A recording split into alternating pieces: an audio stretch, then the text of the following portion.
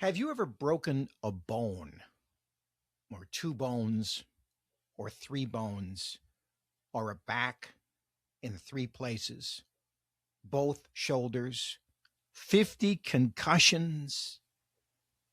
If the answer is yes, then you might be a professional bull rider. And Nick Morrison certainly was. As you can imagine, he is retired.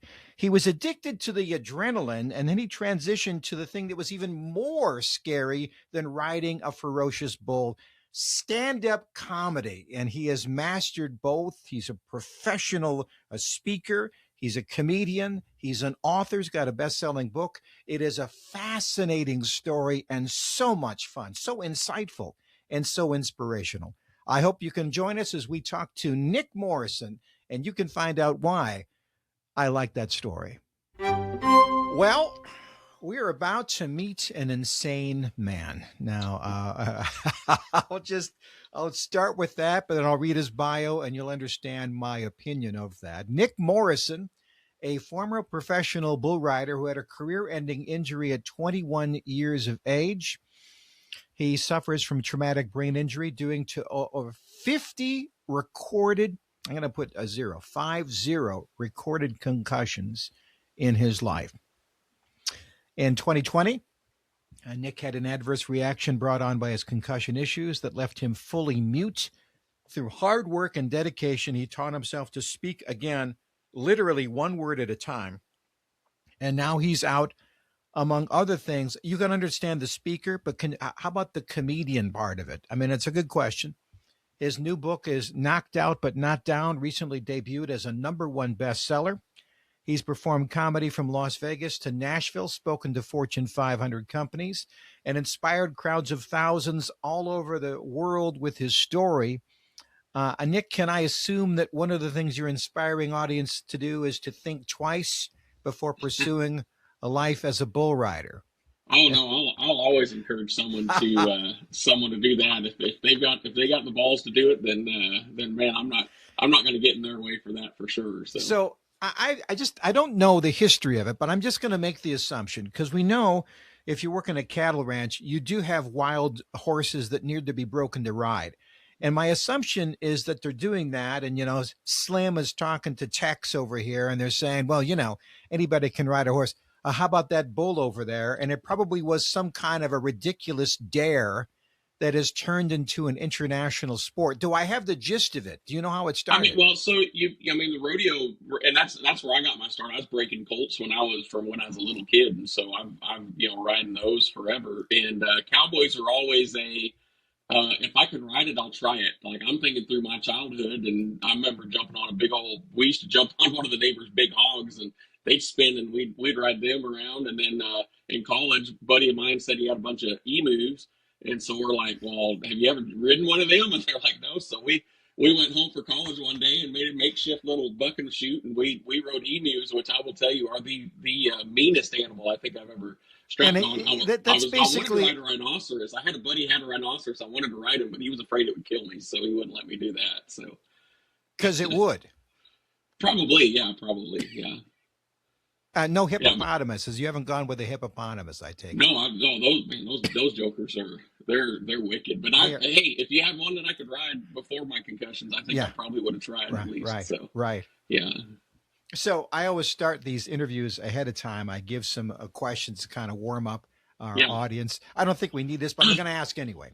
So okay. I sent you out the Jeopardy game board, and you can select any of the questions. And what is your question? You said what now? I think the biblical for 800. Biblical banter for 800. Okay, and here you go. You ready, Nick? Yep. Which biblical character do you most relate to? Interesting.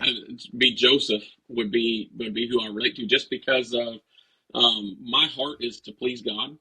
That's my first and foremost. My first is to please God, please my family, and then bless other people. And so my life has been faced with a lot of adversity, a lot like Joseph had, where it's not nothing like his adversity. I mean, his was even worse.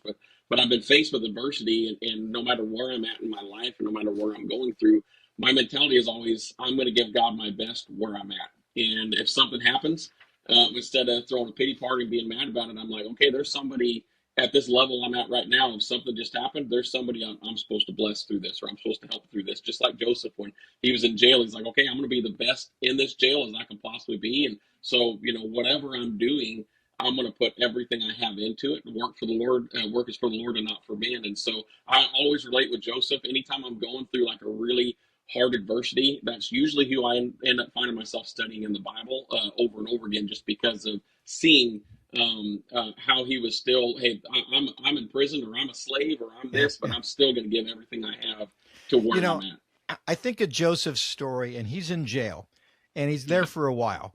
And there's two guys. There's the baker and the cupbearer, if I remember right. And Mm-hmm. he's got the ability to, read dreams.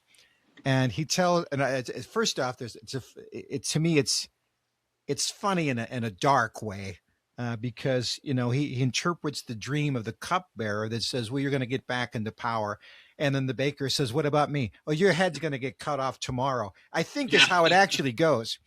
But then what's interesting about that story, and I think would be hardest, and maybe you can speak to this, he does what he's supposed to do. He tells the cupbearer, and then the cupbearer promptly forgets all about him for, Yeah. like years before. So, oh, hey, that's right. That guy who saved my life. Huh? What was his name again? Right. Yeah. So you lost your ability to speak. That must have been one of your Joseph moments, right? I mean, you Oh, were in the yeah. prison. Tell me Yeah. how what Well, happened with it. I was a prisoner in my body. When people get into cold temperatures, extreme cold temperatures, your body does this thing where it drains all of the blood from the extremities to protect your core. Through one of my concussions somewhere down the line, my wires got crossed, and now I will have that happen when I get overly hot. And so doctors told me I shouldn't be outside working anymore and doing things outside. I live in the Houston, Texas area now. I'm from Wyoming, South Dakota, but I live down there, and it's hot down here. And you can't tell a cowboy who's been working outside his entire life that he can't be outside. And so I just kind of ignored the doctors. And pretty much what happened in a very short nutshell is I got too hot, and the blood drained from my head as well. And I kept trying to push through it, and the blood never went back to the brain. And so, being robbed of the oxygen and nutrients, my brain shut down what's called a hypoxic ischemic encephalopathy. And Say that again 6 times fast. How oh, long believe me, did you have to practice that? Right? Say it again. it's because I have to say it from stage all the time. I still practice it every day. Hypoxic extemic encephalopathy is the way that I interpret the way to say it. I'm pretty sure that's accurate. I But think um, I think I've heard that in a soap opera. I'm sorry, ma'am. Your son has hypoxic. yeah, and it's pretty much it's the same thing as if someone's put a chokehold for too long, and the blood doesn't get back to the head. It's the same type of a reaction. And so, but when I went inside, I cooled off too fast, and I had a catatonic syndrome reaction. And so I was literally living the nightmare of being trapped in your body and not able to do anything about it. I was looking at a light switch on the wall, sitting in a chair, and I couldn't take my eyes off the light switch. I could feel tears running down my face because I couldn't blink. I could feel drool dripping off my chin because I couldn't swallow, and I just was stuck trapped in my body for hours. And when they finally found me and snapped me out of it, that's when I developed the organic mutism and wasn't able to speak. And so it was a lot Okay, of hard so work, and so it was yeah, so you're super hot. You go, yeah. oh. Then you run in the house and throw yourself in a tub. Is that what made you cool No, down I too just I fast? just went inside and sat down, and just the air condition cooled me off too fast. Yeah. Too fast. Hmm. And then all of a sudden you're just trapped in this chair. Yeah. And so you're like paralyzed, right? You can't even Yeah. move. I'm fully paralyzed. Can't move my So eyes. Can't somebody move comes in the anything. house and says, Nick, what's going on, Yeah. buddy? And Yeah. then It'd they been go, a few hours later when my wife a and kids got few home. Yeah. hours later, Hmm. and your Yeah. wife discovered you. My wife and kids both. Yeah. Oh, Yeah. okay. They when they pulled in, the dog was barking, so they knew something was up, and they Right. they come in and found me just sitting there, kind of trapped like that. Yeah. And And so and then it they was yeah. and then they load you up and take you where then? So we kind of we had to kind of snap out of it, and just first of all, just didn't move me anywhere because we didn't really know what was going on and everything like that. But once we got an idea of what was going on, and the biggest problem with us is my brain, with my brain injury, with as many concussions I've had, insurance won't cover me. So we've tried forever to get insurance, but once they see the brain scans, they won't cover me. And so for me to recover, to be able to speak again, I couldn't go to a facility. I couldn't go to a place that could work with me. It was literally if you want to talk again, you're going to have to do this on your own. And so, yeah, it was a lot of researching, figuring out what I needed to do, and then just figuring it out on the fly. And spending the next 3 months just teaching myself, working on the brain. I don't want to get into the deepness of it, but it was music, playing music. My hands were curled up too, but when I go out by a piano, my hand would open up. And so I learned playing music was what bridged that gap. And so I would play the piano with one hand and I would do exercises on my phone with the other, Sudokus, just anything to make it work. And then eventually I got to where I could play the guitar and start doing that again. So I just played the guitar until my fingers bled. And that was how I was able to bridge that gap. And you were musical before this. You could play yes, instruments. Yeah. I played a ton of instruments. Yeah. So my wife is a choral director, and this is well known that something interesting happens, that music does, I would say, miraculous things to connect different parts of the brain together. Mm-hmm. And if somebody is in like a catatonic state, that somehow strangely you can sing or they can sing, and that's how you can kind of get out of it. Mm-hmm. Really interesting. So your hands are like this, but when it got close to a piano, the one hand could go, okay, I know what this is. Well, really so interesting. It wasn't even when I walked by. It was when I thought I really missed playing music, and then the hand opened up. And then when I started playing with my finger just kind of along the stuff, my other hand opened up. And then I sat down and played. And then when I stood back up, they both curled right back up on me again. And so that it was understanding that the side of the brain that got damaged from the HIE was on the opposite side of the brain of where the music and the creativity of that side comes from. And so it was opening it. And this isn't something that just I did it once and it worked. Like I have to do this every day. So I have to dedicate 2 to 4 hours every single morning to be able to speaking, to be able to talk and doing brain exercises over and over again. If I miss 1 or 2 days, my speech is impacted. By 3 or 4 days. I'm back to slurring and really having a hard time speaking. So I have to do this every day. I've been doing podcast interviews for about the last 6 or 7 hours. And so I started at 8 this morning. And so that means I had to be up at 2 o'clock this morning to just kind of get through all of it and get my mind in the right spot so that I could come and do all these podcast interviews today and get them all in on one of my rare days home where I'm not traveling and speaking somewhere. How long is this, I'll say, ride? I mean, let's just run the math. Yeah. You walk in the house and you're paralyzed. When? What year? That'd have been in 2020, okay. 2020. Mm-hmm. Okay, about 5.5, 6 years ago. Yep. And then now we start the process where you start to figure out that how the music can make you speak again. When are you out of that tunnel? It's about 3.5 months. I was back on stage doing comedy again. Back on stage doing comedy again. In 3.5 months. There's probably 2 things that terrify people the most. Yeah. Number 1 would be getting on a bull. Yeah. And number 2 would be stand-up comedy. And then number 3 is public speaking. So I check all 3 of those off. So yeah. Do you wear Depends? Is that right? Is that how you keep that bodily function? I think the joke is if you want to be a bull rider, you get on the roof, you fill your mouth full of marbles, and you stand on the roof of your house and jump off. And every time you jump off, you swallow a marble. And then by the time you've lost all your marbles, now you're a bull rider. I think that's how that's how it's supposed to go. So, yeah. Well, I don't know which part of the insanity to start with, but I'll start with as I sent you these questions earlier. Yeah. How can you explain, to the best of your ability, what it feels like emotionally to get on top of a bull?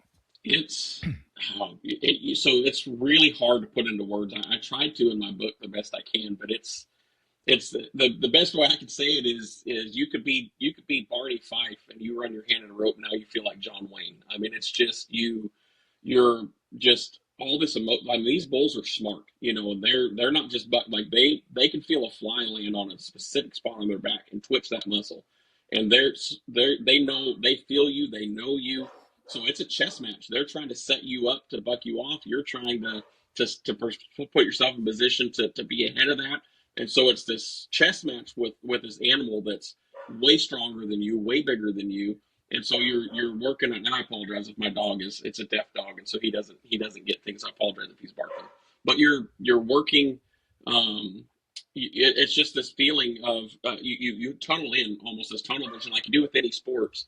And I think the greatest feeling in the world is on a professional level, being on some of the best bowls in the world in front of crowds of 40 to 80,000 people, and you're putting this ride on, and the crowd, the ride's so good that the crowd starts screaming so loud that it breaks that silence that you have. It's probably the best feeling in the world, because it's like, I remember so many times I'd be on the ground and a bull be hooking on me, and I'm just getting tossed around, and I'm laughing because I'm thinking there's probably nobody else on the planet doing this right now. What I'm doing right now, I'm probably the only guy on the planet. Like, I even had a bullfighter one time say, "Were you laughing?" I was like, "I think I actually was," because it was just the adrenaline rush is such a high level. And I started riding bulls when I was 9 years old, and so you don't have a normal childhood because your adrenaline level is how much you can handle is so much higher than any other kid your age. And so just sledding isn't fun. You have to find a way to almost kill yourself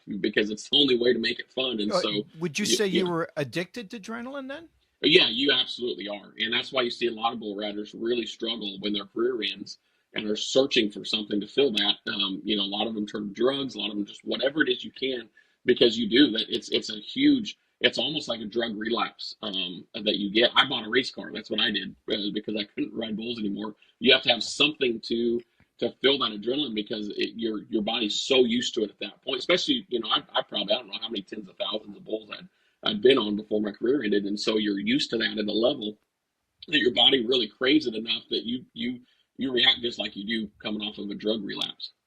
So I imagine this is why stand-up comedy is a safe adrenaline rush. Honestly, I think stand-up comedy is more frightening at times than riding bulls because if you suck one day riding bulls, it lasted 2 seconds and everybody moves on to the next one. If you suck one day doing comedy, you've still got 45 minutes to go, buddy. Like it's you're standing up there and everybody's just looking at you. So it can be a lot. 45 minutes is Hours. an eternity. Yeah, I've had it. I'm grateful. I've only bombed twice in my life, and both of them were short 5 minute sets. But those 5 minute sets felt like an eternity. Now, What and I will say, like when you're headlining, you have 60 minutes to do comedy. If you do start off slow, you have time to grow the crowd in. So 5 minutes makes it easier to bomb because usually a lot of it's because the person before you was really bad, or like three or four before you, so the crowd just isn't. You don't have time to build that humor equity with them yet. But I've only truly bombed twice, both of them at the same comedy club. And so now every time I go to that comedy club, I get short of breath, and it's like, okay, this is the place that I apparently bomb all the what time. what And so, what happened? Tell me about that. I mean, I want to go through a well, bad time, but let's do it. Let's do it. yeah, I jumped out there and did my first joke that always just sets the tone, and nobody laughed. And the person before me had made a very bad comment right before he ended, so the crowd was still pretty. He'd lost the crowd completely. You can have every comedian doing great. It takes one comedian to just kill the crowd, and he killed the crowd. Just highly inappropriate comment. Everybody's upset. And here I walk up, a cowboy, not really set for that crowd anyways, and I do this joke, and it just they were still, and I was early in my comedy, so I didn't know how to recover from that. So it just like shortness of breath, cotton mouth, everything, and then so I'm like, well, I'm going to roll into my best story immediately. Well, I hadn't built that equity yet. And so then they're just looking at me like, what? Why is this guy telling this story? And so it just was that 5 minutes. Then I'm stuttering, and I'm just like, it was panic. Now I've done it long enough. I mean, that was years ago. Now I've done it long enough. I know, hey, some jokes land, some don't. I'm just going to roll to the next one. I know I'm funny enough that they're going to laugh at something eventually, and then, you can kind of get through it. But bombing is, man, it's way worse than getting bucked off a bull. So the crowd, where was this crowd at? And it was in Houston, Texas. It was just kind of a local show for where I'm at. Okay, so you're a local guy. They should get along with that. They should. It's not like you're in like a different culture, like you're not in New York City or someplace where they who's this guy? It was an inner city culture. Okay. And so and I'm very rural, and it was a very urban crowd for this specific show. So yeah. So the guy in front of you probably, I wear my cowboy hat. I'm full cowboy on stage. So okay, all righty. Yeah. So, I, what is your opening line, if I might ask? I'm just curious. You got me going. Well, so that I don't do that opening line anymore because it was time. It was a good line for that time in the world. And Time so moves on. now, yeah. So now my opening line is I just tell a story about how it's you kind of have to learn to know where you're doing comedy. Like I used to be, I would just show up and do comedy, and then now I kind of do some research because the first time that I was doing comedy, I early on I get to do this bar show, and I'm so excited to go to this bar and do comedy, and I'm like, I got marriage material. I'll get up and I'll talk about marriage between me and my wife, and I get up and I'm about 2 minutes into my set, and I start looking around this bar, going, there sure is a lot of men in this bar. And you got there quicker than I did because I realized I was in a gay bar, which if that's your thing, that's okay. Just someone's got to warn me. Because now I'm standing on a stage dressed like a cowboy in a gay bar. I was less Bill Engvall and more village people. So it was, and then I realized all those guys that was whistling at my wife when he was walking in the bar weren't whistling at my wife. And that guy that was standing behind us in line said, that butt looks good in those jeans. I thought he was talking about my wife too. So I turned on and winked and said, you know it, not my best. Not, so I open with that, and then I roll into just awkward moments and just kind of just rolls and just kind of get that going. So, yeah, yeah. Well, what a great way to help you transition. I mean, Yeah. it's a serious subject, but I think it's somehow related. Veterans and suicide, I think a lot of times they just are so on the edge of doing really important work, Hmm. life and death. And then they come home and they're making pizzas or, driving a delivery truck, and they struggle because where's my purpose? Where's my meaning? Where's Yeah. the edge? And I think that's part of it. I think they became addicted to the adrenaline of it. Have Yeah. you thought about that? Has it been Yeah. told to you? So actually, one of my keynotes, it's not my most requested keynote is a different subject, but one of my keynotes that I do have, and it's really veterans and sports are the two that request this keynote, is finding your new identity. And when you've been in that place of like, hey, you're a professional athlete and everybody knows you as a professional athlete, and you're on TV every week and everybody sees that, and then your career ends either by injury or by retirement, and then it's just or you're a soldier like you said, and you're out fighting wars and you're in the mix of battle, and then you come home and it's like these people are looking at me, they don't even know what I just did to protect their country. They have no idea what I have seen, so that they can sit here and look at me funny. And so you're trying to find this identity of who you are. And Right. so I have a whole keynote on learning your identity, relearning who you are, and learning how, okay, how does that mean I may not be able to make the same impact I did with my sports or with my army, but how can I still turn around and make an impact in my community, my family, and in this world? Nick, how interesting that is when people face retirement. Usually you're in your middle 60s, and what Yeah, am I going to do for the next 20 years? When you retire in your 30s, oh my goodness. yeah, And yeah. and and Or and, and what's yeah. interesting is that means you're retiring into what you do second best. Mhm. Um, Or being 21 years old and your bull riding career ending all of a sudden, and you're like most people's careers haven't even started, and here yeah. I've been working at this since I was 9 years old, and it's done. Like it took me years to Now, be able to love myself. isn't that interesting, Nick? I mean, you knew that was the case. I mean, you Hmm. knew that there are no 70-year-old bull riders, Yeah. but you didn't know that, did you? You didn't I internalize. I plan to go to 36, 38 years old. Like that was my thought process, was I'd be good to 36 or 38. Yeah. Now, 21 is when what happened to 21? So I had just gotten surgery on my right shoulder. It had dislocated while I was on a bull and laying on it, jammed it, broke the ball.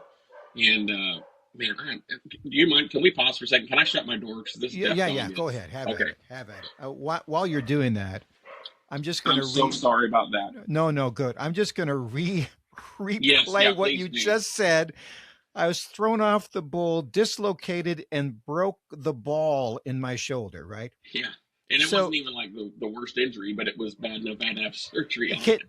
it makes a crunching sound, doesn't it? That you can hear Oh all the yeah. way through. It's I like mean, and I've dislocated both shoulders. I mean, hundreds. I think one of my favorite memories was being on a wait a live minute, wait a televised minute. event. One of my Yeah, favorite memories. yeah, Okay, go ahead. You do you. yeah. What is it? What is It it? was, I was a nationally televised event, and my shoulder dislocated, and I was on the bull, and this time I was keeping my elbow in, and my arm was swinging around on me. And so the bull was turning back into my hand. While riding bulls, you have to get off into your hand, or else you get hung up. So I had no choice but to stick it out. And he jumps out of it after the whistle. I jump off, and I just walk straight back behind the chutes.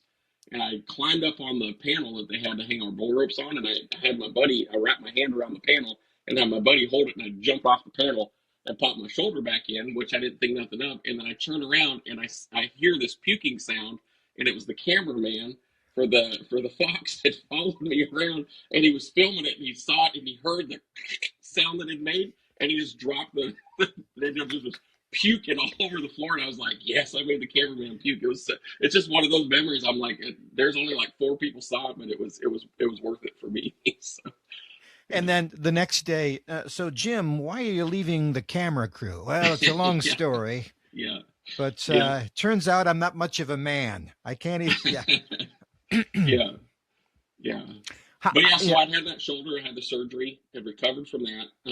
It was out for about 9 months. And my very first PBR back, a bull gets me down, starts hooking on me, and he steps on the other arm and tore it completely up. And so he tore it up or tore it off? Just everything. He dislocated it, separated it, broke the arm, tore bicep, tricep, pec muscles, did a lot of damage to it. And so it was full reconstructive surgery too. And bull riding, you have to ride with a hand, and there's so much torque on it. And so usually if you damage a shoulder that bad, you can switch arms and just try to learn to ride with the other arm. It's a lot like learning to write with the other hand, but you eventually can get to it. But because I had just come off this shoulder and I had this one, they were like, there's no way that you can keep riding bulls and not have damage. Pretty much what was given to me is, if you want to play with your kids someday, you need to hang it up. And so all the concussions, the broken neck, the broken back, all that stuff, none of that was what ended it. It was shoulders, honestly, that ended my career. To repeat what you just said, it wasn't the broken back. It wasn't all of the concussions. Yeah. It was the 2 crushed shoulders that made me hang it up. Because I was going to just ask, well, at least they missed your back, but I guess they got it one other time. I broke C2 my rookie year, and then broke T10 and 11 my second year. My professional career was just, I rode the couch injured more than I rode any bulls. I was hurt pretty much the entire time I was on the professional tour. I just couldn't get healthy. And every time I'd get healthy, like when I broke my back, we put a brace on after 8 weeks, and I started riding bulls again after 8 weeks because I was too bullheaded. And so I got hurt a lot because I was setting myself up to get hurt, because I never let my body heal fully before getting back on. As soon as the pain was away or manageable, that I was back on the road getting on bulls again. You can't go through an airport, can you? You go through that thing. You know, I they can, say set aside. I get patted down every time. Every single time. Yeah. Although I just got approved for TSA pre-check, and so when I flew 2 days ago, I was able to go right through, and it didn't bother me one bit. I was like, man, this is gonna be nice. Yeah. I feel like in the break room, the TSI's guy, hey, look at this one. Let me show you this scan here. Look at that.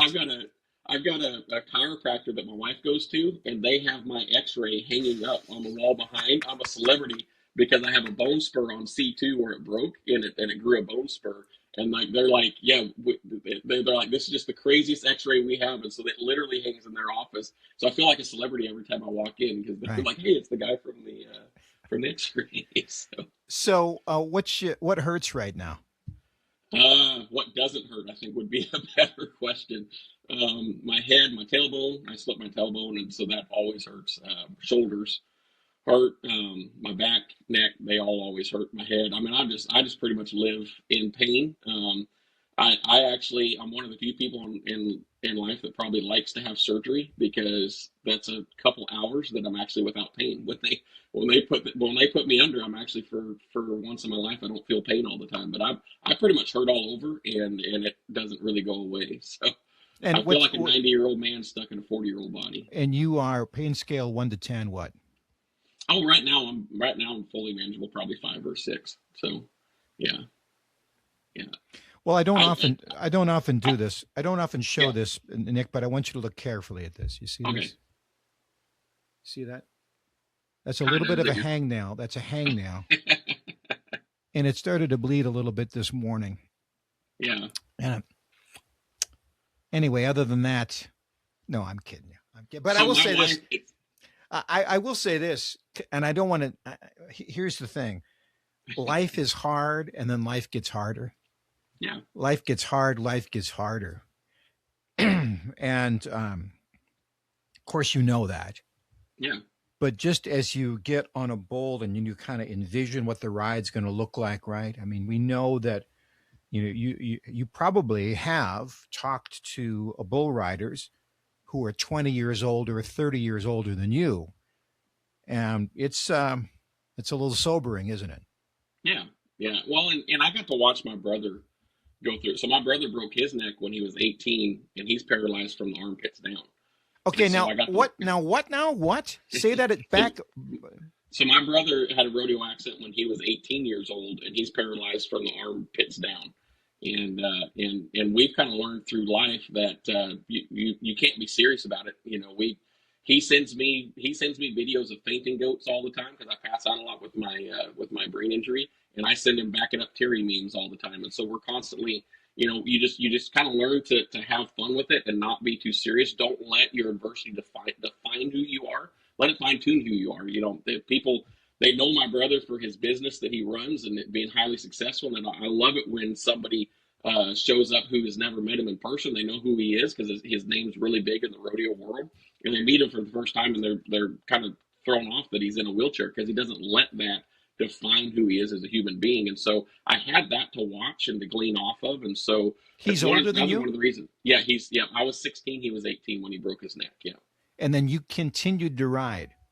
So I actually hung it up for a little while when it happened, and was going to just pursue baseball and be a professional baseball player. That's kind of my next thing I was going to fall back on. And Cody Custer, who's a Hall of Fame bull rider, he called me on the phone and he chewed me out and he said, "Stop being selfish and making this about you."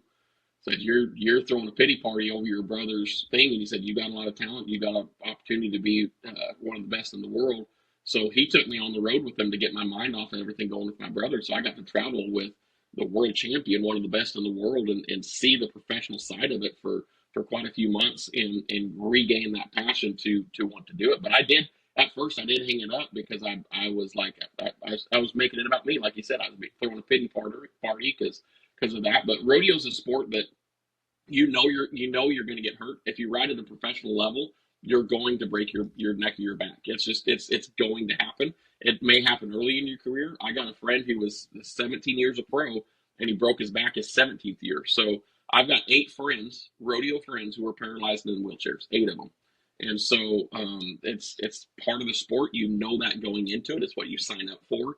But there's not that many people in the world that can do it at that level, and there's no other feeling. It's like people that jump out of airplanes without parachutes, or they go skiing down big mountains, or whatever it is that they have.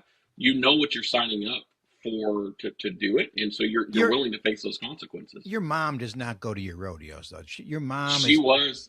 was a praying woman, but she was I tell you always what. there. Yeah. What?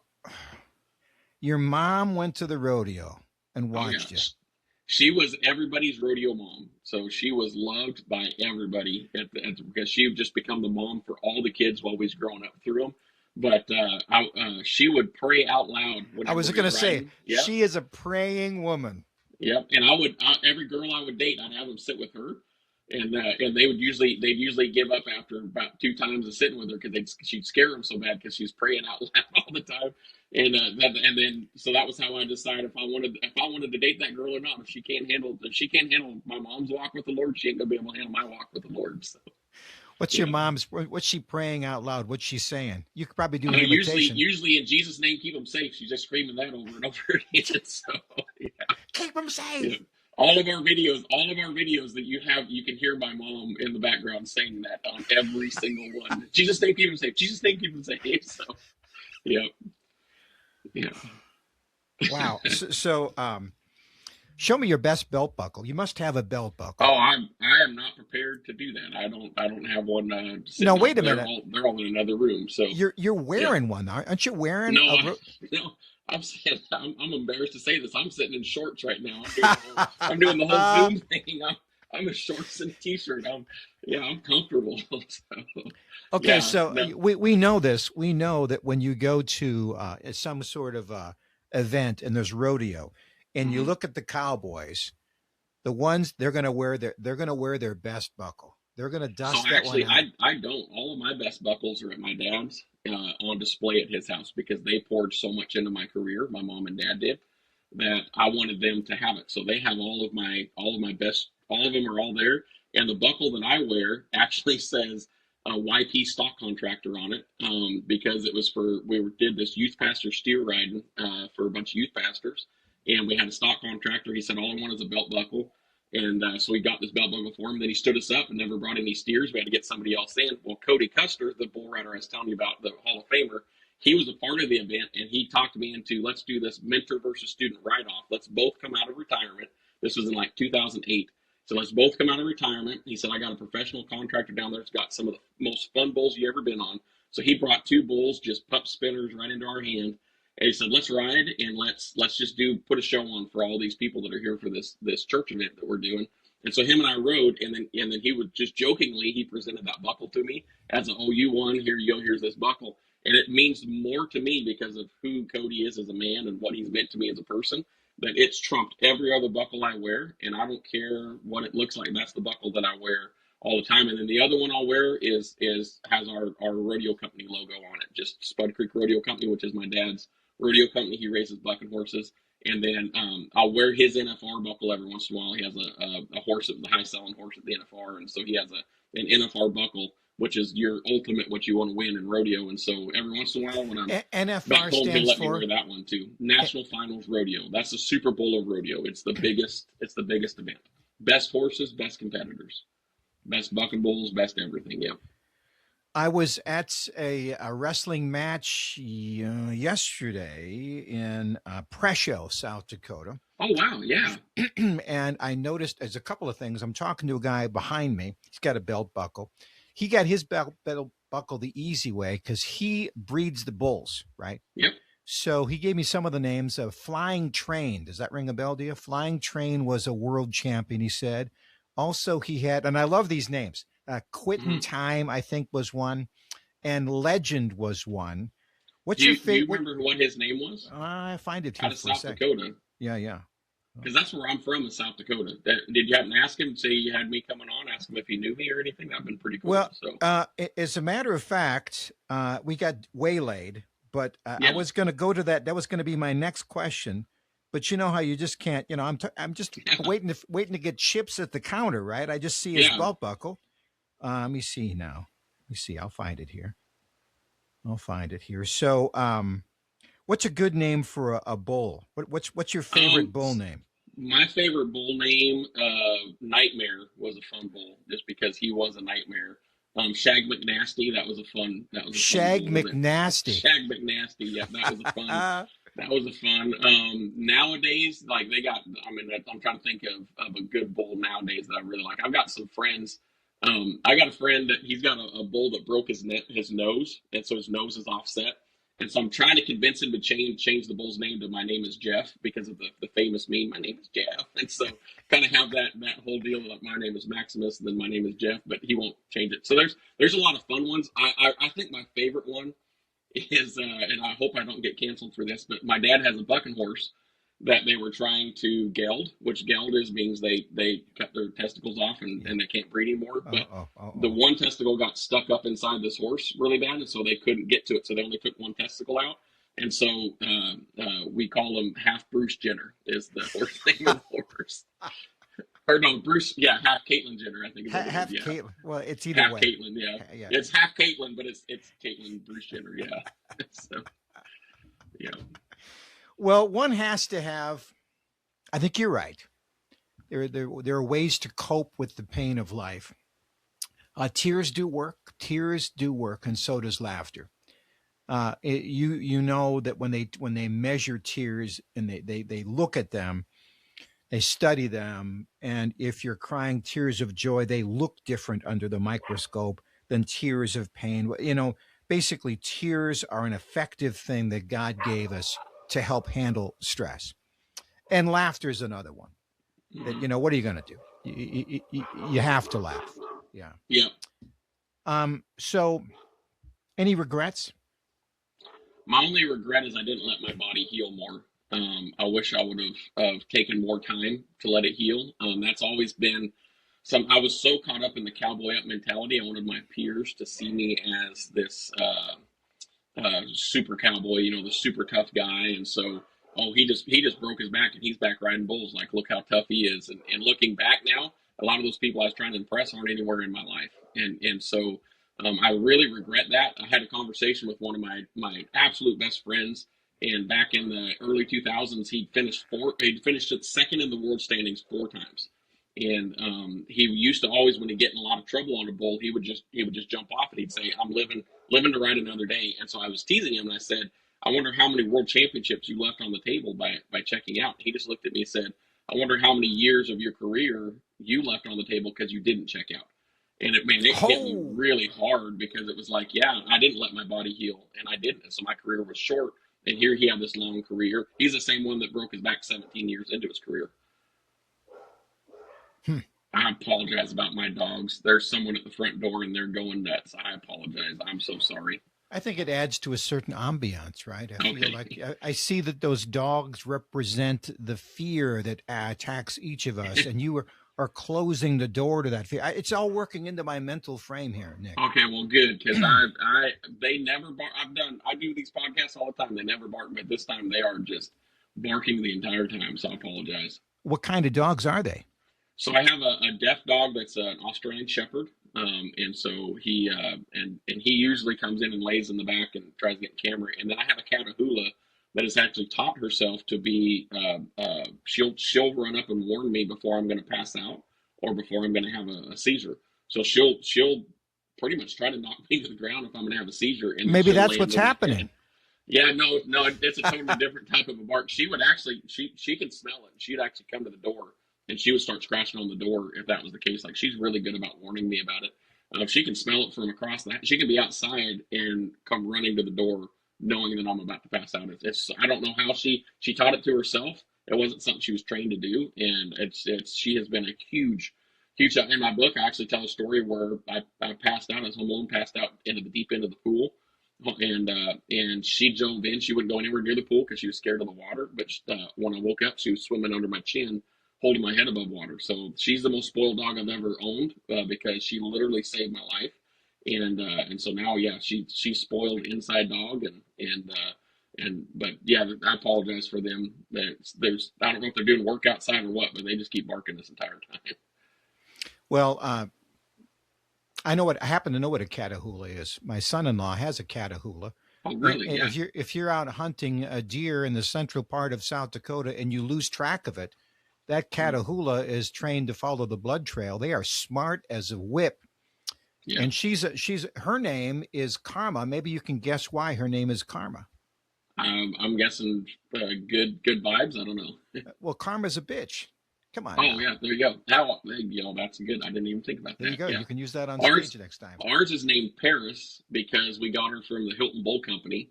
So it was like, if she comes from the Hiltons, we had to name her Paris Hilton. So, sure. That's how she got her name. Yeah. So you can have dinner with anybody in the world. They got to be alive today. Got to be alive today. And you're going to take them out and you're going to buy. Where are you going to go? Is it on my real budget or is it on a made up budget? Oh, no, it's on your real budget. In exchange for getting you. Then. What's that? Chick-fil-A. Chick-fil-A then. Yeah. Who doesn't like that? Yeah. Yeah, exactly. And I would have to say probably Matthew McConaughey would be who I would want to, because number one, he's got great stories, and number two, he was at one of my comedy shows, and he was trying to meet me in the hallway afterwards and say something, and I was on a hurry to something else, and it's like one of my biggest regrets is that I couldn't. You stiffed? Yeah, you stiffed. It was Matthew McConaughey. Well, it was a corporate event, and I was doing a VIP dinner, and then I had to run and MC another event, and so I did the corporate event, and then I'm going around the hallway, and one of my most popular stories is the guy that shot one of his nuts off and replaced it with a steel ball, and so it's a steel ball story, and us going through the airport and all this different stuff. So I'm walking down this hallway in a hurry trying to get to this deal to MC, and Matthew McConaughey just hollers out, "Steel balls!" And I just panicked. And I went, "All right, all right, all right," and I just kept on walking. And so I'd like to take him out to Chick-fil-A as a I'm sorry that I stiffed you, and to do that. Plus, my wife's listening to his book right now, and she's like, "Man, he has got the craziest stories." So I would love to sit and chat with him. All right, Yeah, all right, all right. Yeah. yeah, Everybody can imitate Matthew McConaughey yeah. once, one line only. One line only. Yep. Hmm. So, what advice would you give to? I guess you said your younger self. You'd say rest up a little bit more, right? Rest up, let your body heal, What take would care you? of concussions. Yeah. What's the advice that you'd give to just an when you give your talk? Maybe I should do Mhm. this way. What kinds of talks are you giving? What's your audience look like? So my main keynote, it's really weird because most keynote speakers you have, okay, I speak on AI or I speak on HR. Mine is I really speak to diverse crowds. So, really honestly, I can speak to any crowd because I talk on overcoming adversity, change, or any just a bad day, overcoming whatever makes you want to quit. And so my main keynote is called "Knocked Out but Not Down," and that's pretty much what we tackle. And I talk about how you can't control other people, you can't control what's happened, you can't control anything. You can only control what you do moving forward. And so me, to get through what I've learned, to get through any adversity I've changed or faced, or any change I've faced, is the only three things I can control that I have to have working at a high level are my attitude, my mentality, and my work ethic. And if any of those three stink, I'm not going to be able to get through it. So we dive into those What are three the three again? and Tell talk me about again. Your attitude. my attitude, my Okay. mentality, and my work ethic. What's the difference between your attitude and your mentality? So your attitude is just how you're perceiving other people. Hmm. We talk about the four cores of a bad attitude are selfishness, offense, perspective, and bitterness. And we dive into those, and then the mentality is the attitude of your mind. So now you have to make your mind up of how you perceive and how you see things, and so those two pretty much mesh with each other. So if your attitude stinks, your mentality is going to stink because if you're bitter, and then you hear something or you see something, you're going to see that through the lens of bitterness, and then you're going to make your decisions off of that bitterness. And so you're going to hear something where somebody gets a promotion, and if you're bitter, your mentality is going to say, "Oh well, I wonder what he did I wonder who he paid to get that job, or Yeah. I wonder like I wish I wasn't that lucky and stuff." But if you control your mentality, it's more of a, man, I wonder what he did behind closed doors that I didn't see, and am I willing to put the work in that that person didn't have, or opportunity looks a whole lot like hard work, and so if he had an opportunity, maybe he worked himself to it, and trying to see things and change your mentality to line up more with what you want. Like when you have a small task, you're a bad attitude of your mind. You're going to be sitting there thinking, well, why am I doing this little task? Like I'm more valuable than this. Is this how the company sees me? Rather than having this thing of what's my attitude about this small task, saying about what I want more for my life. If I What want that what's your promotion, am I willing to do this? what kind of strategies slash exercises do you use to build those muscles up per se? So I'm really big on your mind is your computer, your brain is your computer, and there's been a lot of science to back this up. And so your brain literally is doing what you tell it to do. And so if you are constantly looking for the negative in things, like you see somebody and I'm looking at the negative in that person, or you see a situation and you're looking at the negative in that, you're telling your brain that you want it to process negative things. So when you step out into the real world, your brain is doing what you're told it to do. So it is seeing something and it's processing a negative. So what Somebody do you cuts you do? off on the highway. What So do you? surrounding myself with positive things, making It, making myself, when a negative thought comes, making myself say, what is something positive about that stopping myself and saying, okay, get that negative out of my head.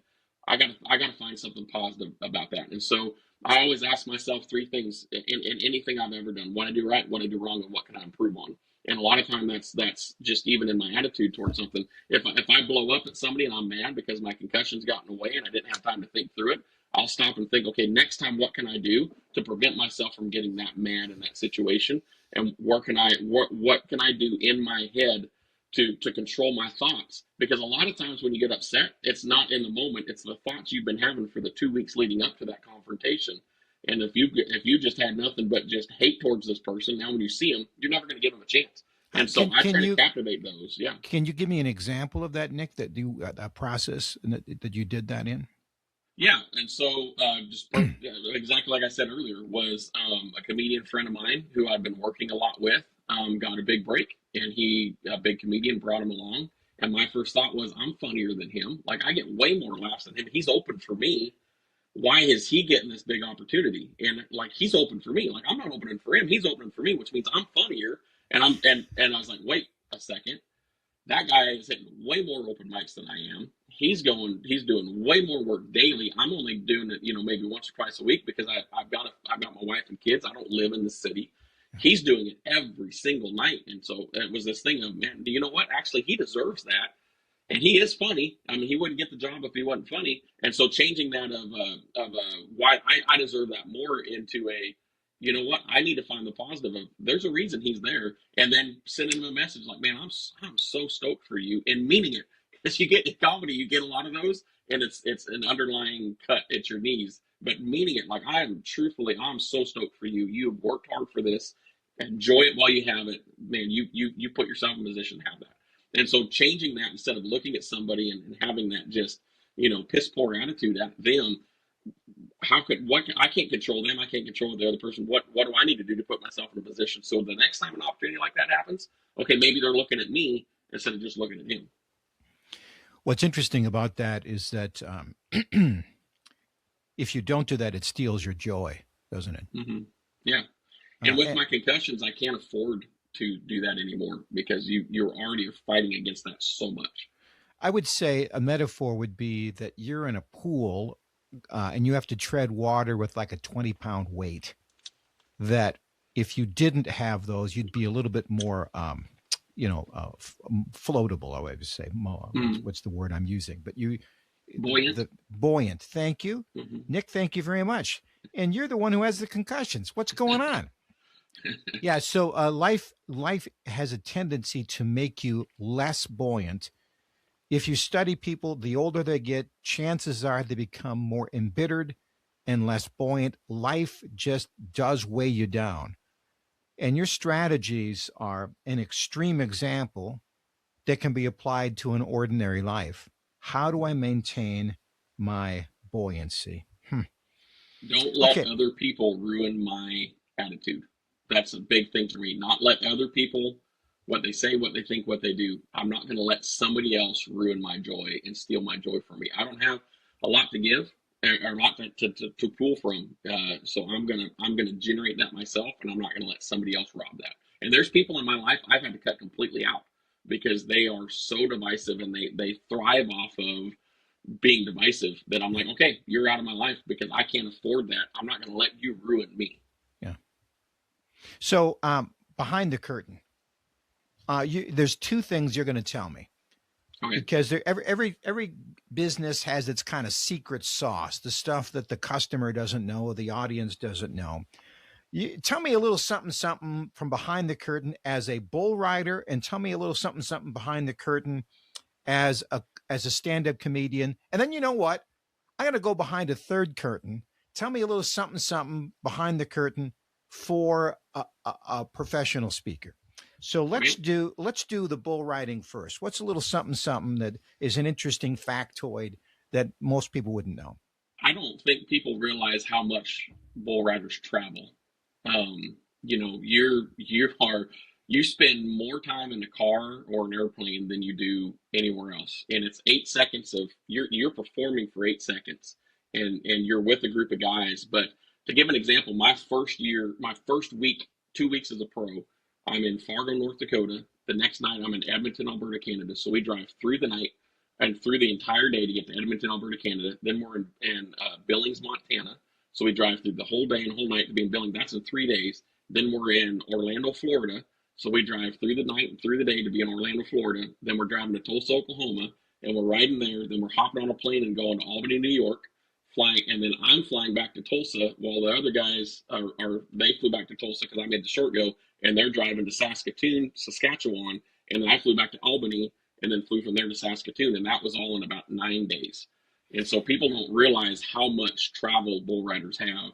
So that's a peek behind that. Do you want me to stop, or you want me to move No, on to the I just comedian? want to say, you Yeah, know what? You know how uncomfortable a plane ride is when you haven't broken a bone?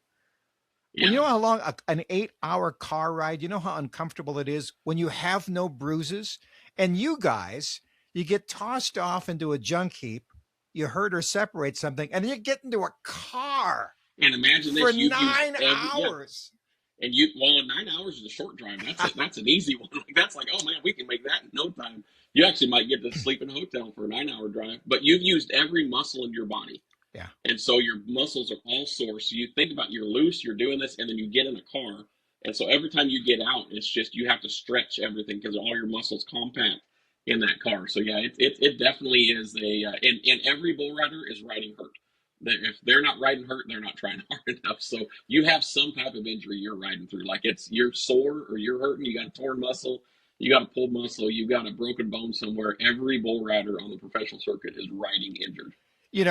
When I see these movies, the chase movies where these guys get shot in the shoulder and they're driving, I call BS on that, right? Because Yeah. that just plain old hurts.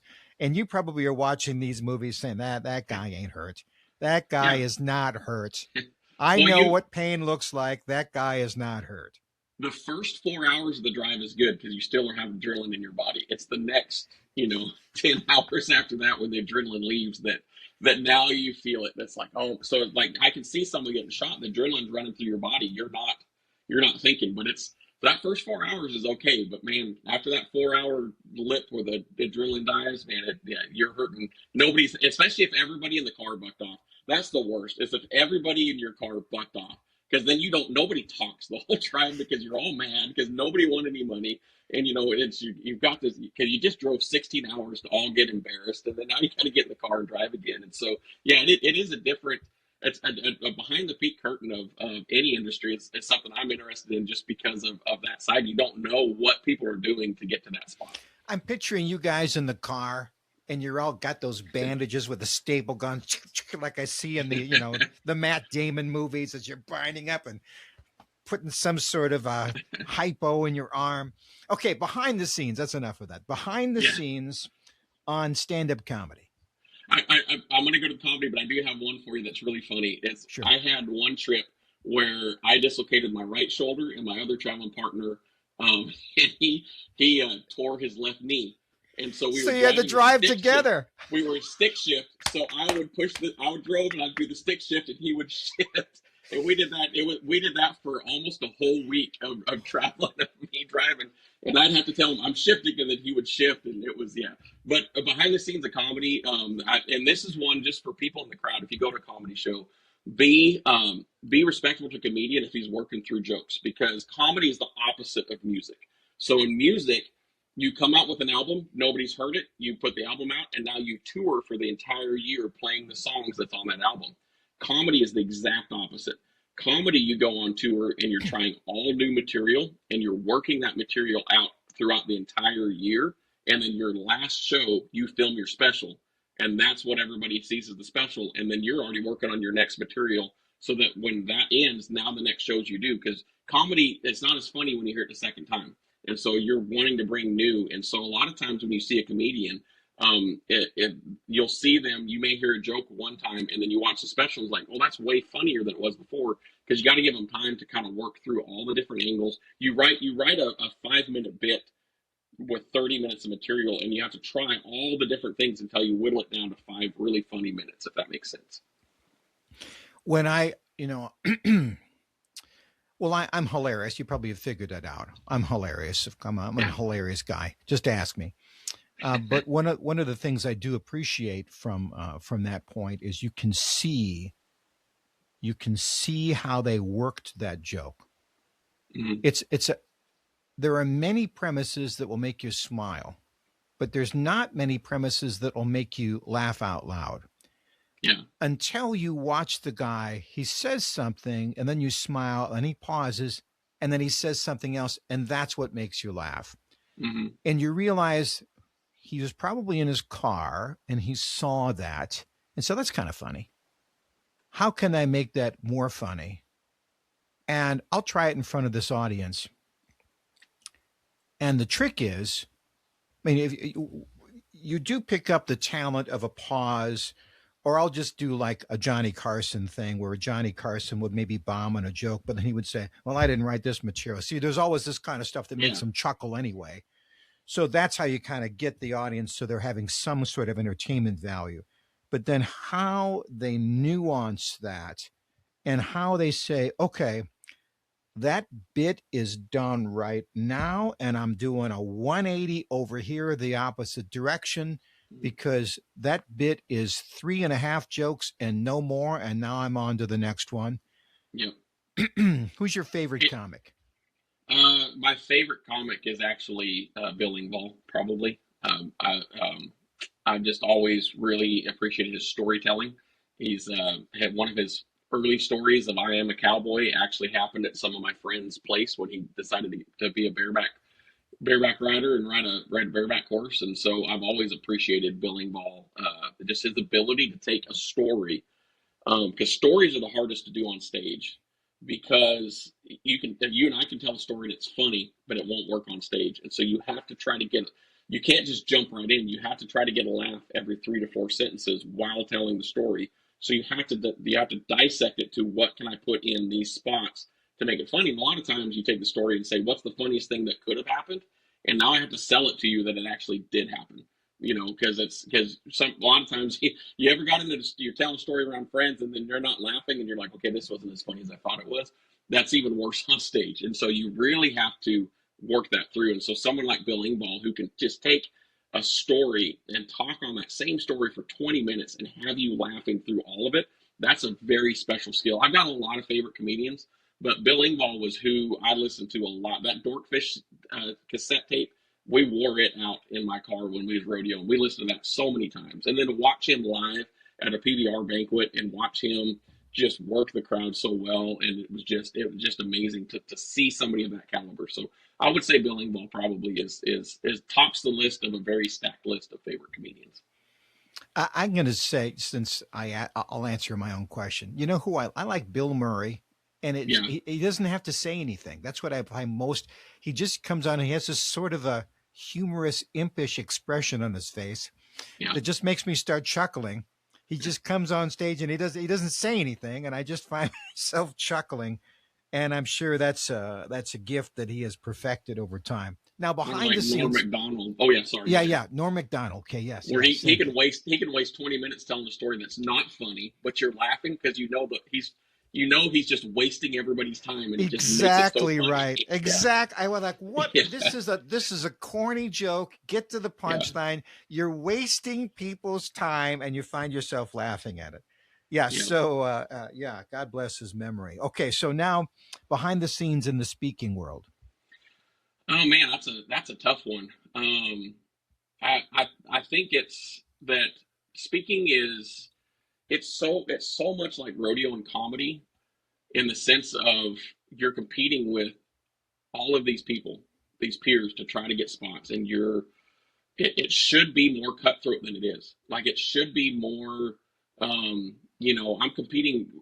I've got so many gigs. I've got like 30 something gigs on my calendar right now that are blocked off because they're down to 3 or 4 speakers. In every single one of those, I'm friends with the speakers that I'm competing for those spots with. And you honestly, it's like rodeo. When one of your friends gets the gig and you don't, even though it's costing you, $7,000, whatever, $10,000, you're like, man, I'm happy for them though, because they deserve it. They put the work in. So speakers is kind of this. It's a lonely world where you're doing a lot of traveling and you're doing a lot of speaking and you're meeting a lot of people and you're trying to make it to where, I want to be invested in your conference and I want to get to know you. But like last week, I had 6 events in 6 days in 5 cities. And so you're trying to put all that work into it. But a lot of those events, you're not around other speakers. And then you get to be friends with these guys that you are, and then you see them taking a gig that you had, and it's really, it should be more cutthroat than it is. Like, I would think it would be more, put down, but it really is. Speakers uplift each other. Like, we really do. Even though you're taking that job for me, I'm very happy for you. And really, honestly, if you don't have that attitude, you're not going to last very long in this business, because speaking really is. Because what will happen is that speaker will say, "Hey, I know you had Nick on this list. Next year, you really need to bring him in. Like, I think he will fit this conference really well." And so you reference off of other speakers. And so it really is this world that should be more cutthroat than it is. There's thousands, tens of thousands of speakers. I think somebody told me the other day that Las Vegas has, what they say, 150 conferences a week. So you just think about like just in Las Vegas. And so how many speakers are out there and this big, huge wide net, but yet it still ends up being this small competition because you end up always competing against the same people for some reason. I would say to that, to stay where you're at, and I always tell this to myself, people are interested in what I have to say because I say interesting things. Mm-hmm. And that's true. I mean, anybody has, if you can tell an interesting thing, it doesn't really matter your backstory, right? It can be big or small or bombastic. The second thing is that, if a shepherd watches his sheep, he's never running the sheep, right? Yeah. They're always walking. Mm-hmm. And if we're following the shepherd, he knows exactly the pace you need to go, right? Yeah. So, and anytime I see anything in scripture, it's always about a double measure, a double portion overflowed. And if something does come my way or doesn't come my way, to let that go and just trust that the shepherd is leaving me on just the perfect path of contentment is just a smart place to go. And I think a wise place to go. Mm-hmm. And to the point you're saying as well is that comparison is the death of contentment. I think Teddy Roosevelt said that. I was just talking to a woman just recently, in fact, about an hour ago on that very topic. Yeah. I'll say, so you can deliver any song perfectly. You can sing it and you can nail it. This is karaoke.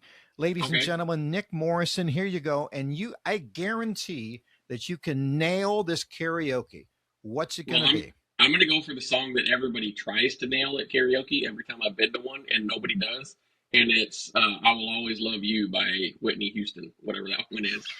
That everybody always tries it, and they never get it. It's the timing's off, or they can't hit them falsetto notes. Like, to be able to nail that would be as impressive as being able to ride the Buck and Bull of the Year, to be honest with you. Well, I mean, and let's be honest, they would not expect that coming from you. No.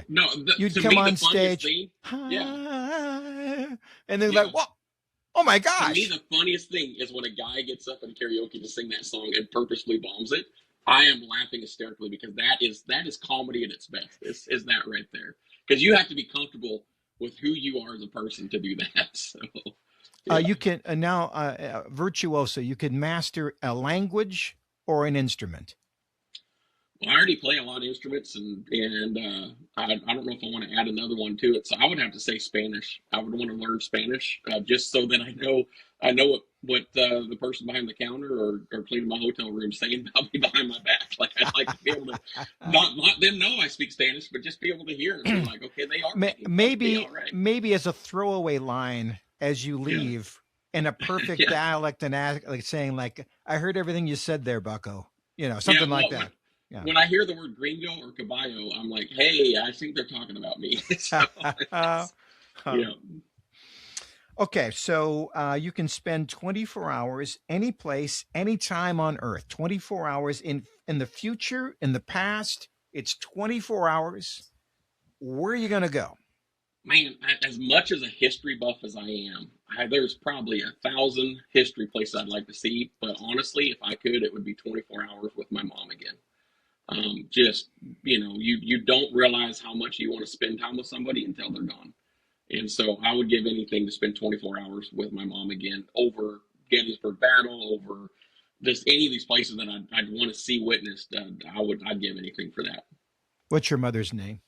Her name was Kathy. Kathy. With a C or a K? With a C, actually, yeah. With a C. What'd you like about Kathy?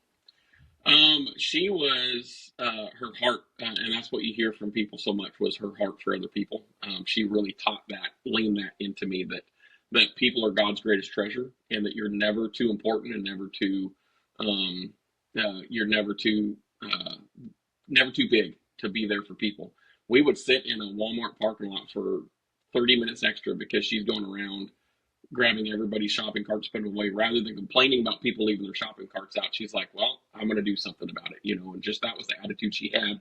Really taught selflessness, and just really taught that no matter what you do, you have to be there for people. And my kids have my wife always compliments me on that of I want to be like my mom in that. So my wife and kids know if we're traveling and I get to talking to somebody, they're like, hey, we got to sit down here for a while because I'm going to ask them, tell me about yourself. What are you going through? What do you do? Like, I want to get to know people because I can never be too busy for people.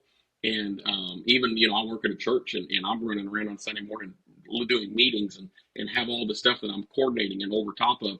But I have a team around me that knows they keep an eye on me because if I stop and talk to somebody, okay, I have to go do that meeting now because Nick's going to stop and talk to these people. Like, because my mom really instilled that into me that people are God's greatest treasure and you're never too busy to take time to listen to somebody and talk to them and just let them have somebody to talk to. Well, my parents have passed. I'll tell people I think about them more now than I did when they were alive, and I thought about them all the time. Yeah. They are with you in a way that's strange, and it's like I can look over and I can see my mom. Yeah. And she just kind of shrugs or smiles or whatever, and I get it now. I see things differently. Yeah. Well, God bless her memory, Nick. Thank you for that story. Yeah. Okay, now, all right, you got one question. We'll wrap it up on this. Okay. Nick, you can ask me any question you want, but it's only one question. Don't ask me a bunch of questions. You can only ask me one question. Okay. I would just ask what are you most passionate about? What makes you get up in the morning and say, this is what I want to do. This is who I want to be. And this is who I want to do it for. Like what or who are you most passionate about?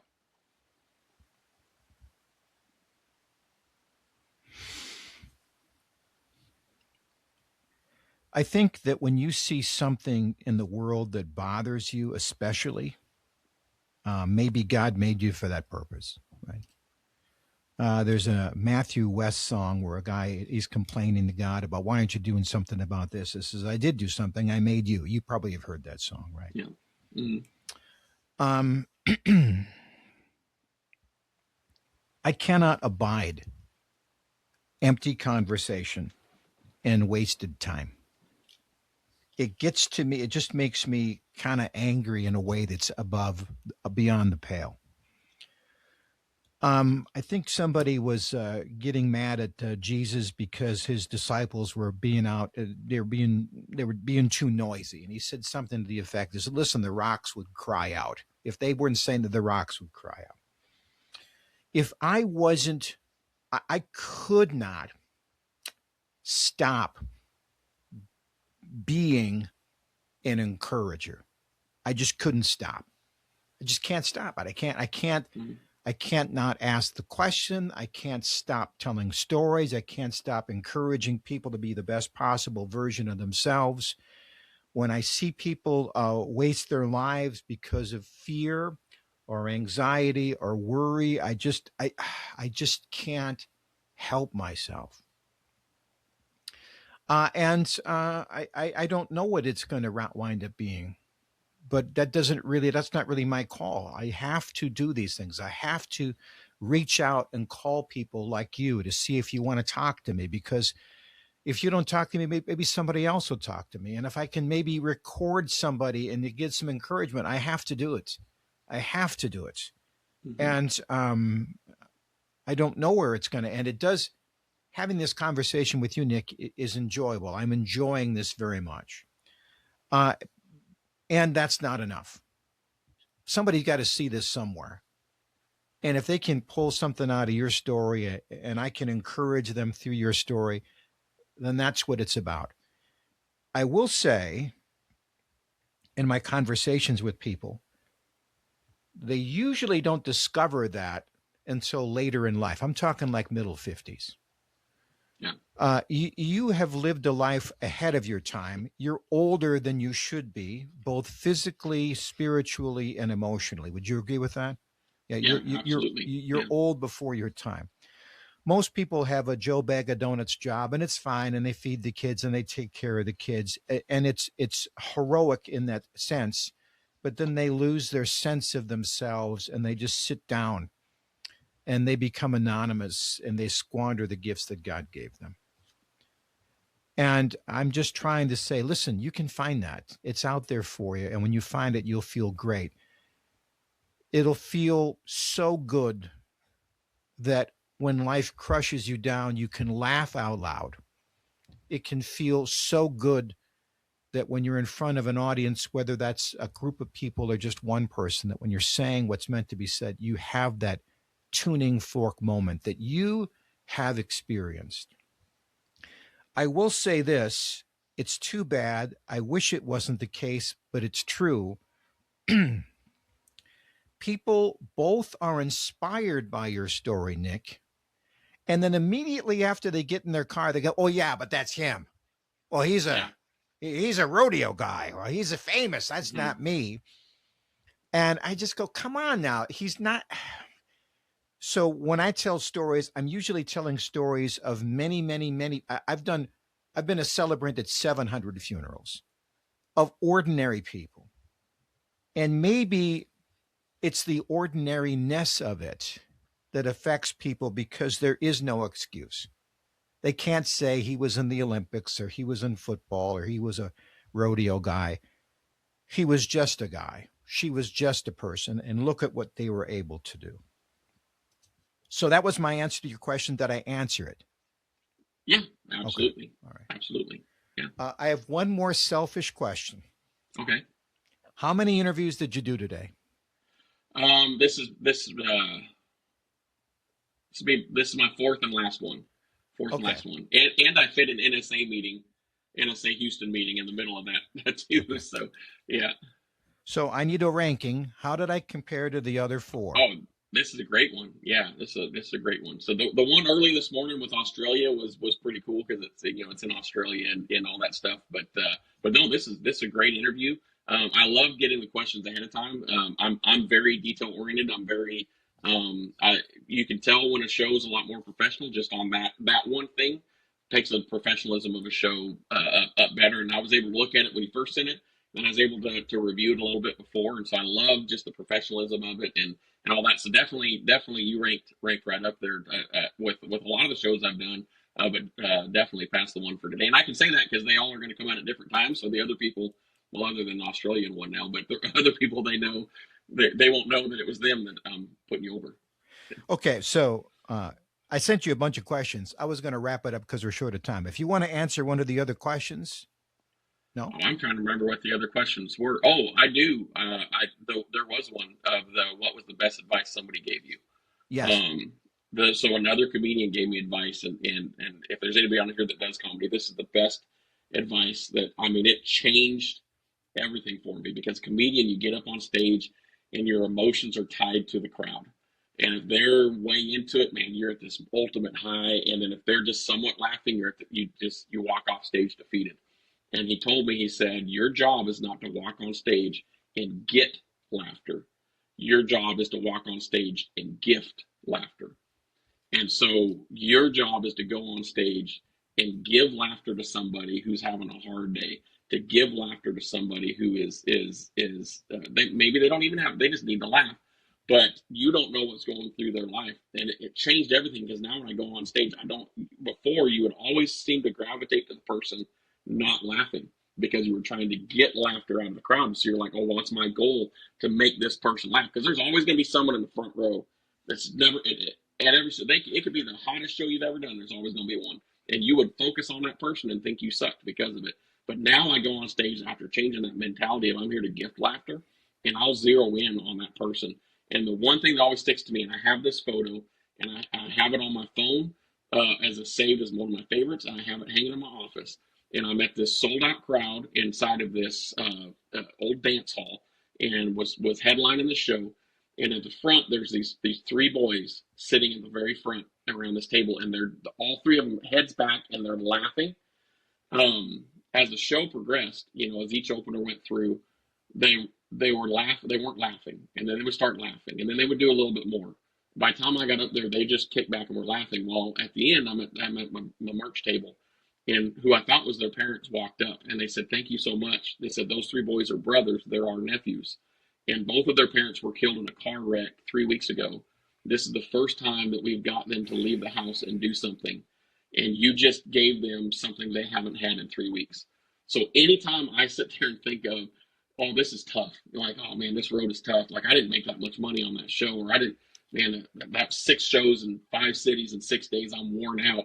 I pull that picture up and I remind myself why I do this and who my audience is for. And that it's not about getting laughter from them, but it's about me getting up on stage and gifting them the gift of laughter, or gifting them inspiration, gifting somebody who's going through, who's been not knocked out, or not knocked down, but they've been knocked out and their world's reeling around them and just needing hope and needing inspiration and needing just encouragement to get through. That's why I do what I do.